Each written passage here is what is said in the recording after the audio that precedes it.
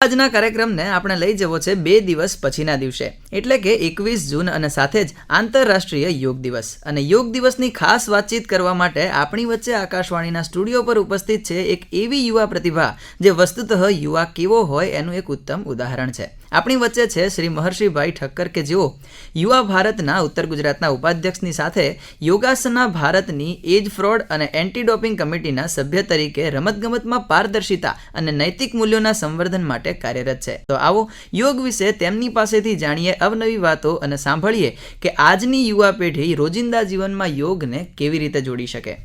સૌથી પહેલા તો આપનું સ્વાગત છે મહર્ષિભાઈ આકાશવાણીના સ્ટુડિયો પર. મનનભાઈ, ખૂબ ખૂબ આભાર આપનું અને આકાશવાણી પરિવારનું મને અહીંયા બોલાવવા માટે. શરૂ કરીએ આજની વાતચીત. તો જ્યારે સૌથી પહેલાં વાત એ કરવી છે કે આજે સમગ્ર વિશ્વ 12મો આંતરરાષ્ટ્રીય યોગ દિવસ ઉજવવા જઈ રહ્યો છે. તો સૌથી પહેલું મિસકન્સેપ્શન લોકોની વચ્ચે એ હોય છે કે યોગ એટલે આસનો, પ્રાણાયામ અને કસરત કરવી. તો એ સંદર્ભે આપ શું કહેશો? ખૂબ અદ્ભુત પ્રશ્ન છે મનનભાઈ. યોગ એક એટલો જનરસ વર્ડ લોકોએ આજે બનાવી દીધો છે કે યોગને અંગ્રેજી ભાષાવાળા યોગા અને તદુપરાંત યોગની અલગ અલગ રીતે અલગ અલગ પરિભાષાઓ કરીને એને મન ફાવે એમ લોકોએ વર્ણવ્યો છે. પણ આપણા દેશના ઋષિ એટલે કે મહર્ષિ પતંજલિ, જે 6 દર્શનોમાંનું એક દર્શન એટલે કે યોગ દર્શન. અને યોગ એક જીવનશૈલી છે. યોગ ખાલી એક કરવાની કસરત નથી, પણ એના 8 અંગો છે.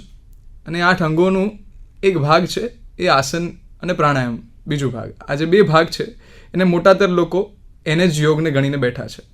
પણ યોગ એક ડાયવર્સ લાઈફસ્ટાઈલ, જેની અંદર સૌથી ઇમ્પોર્ટન્ટ એટલે કે અનુશાસન, એની ખૂબ જ મહત્વતા સાથે મહર્ષિ પતંજલિ આપણી વચ્ચે મૂકી છે. અને આપણા ઋષિઓએ આધ્યાત્મ અને જીવનશૈલીને ખૂબ સારી રીતે વર્ણવ્યું છે. અને એમાં અલગ અલગ 4 માર્ગ કીધા: કર્મ, ભક્તિ, યોગ અને જ્ઞાન. અને એમાંનો આ એક રસ્તો એટલે કે યોગ, જ્યાં ન ખાલી આપણે કસરત કે પછી પગ હલાવવાના હોય છે, પણ એક જીવનશૈલી છે જેને આપણે આપણા જીવનમાં વર્ણવવાની હોય છે અને એને આપણે જીવવાની હોય છે. યોગ એટલે કે જોડાણ.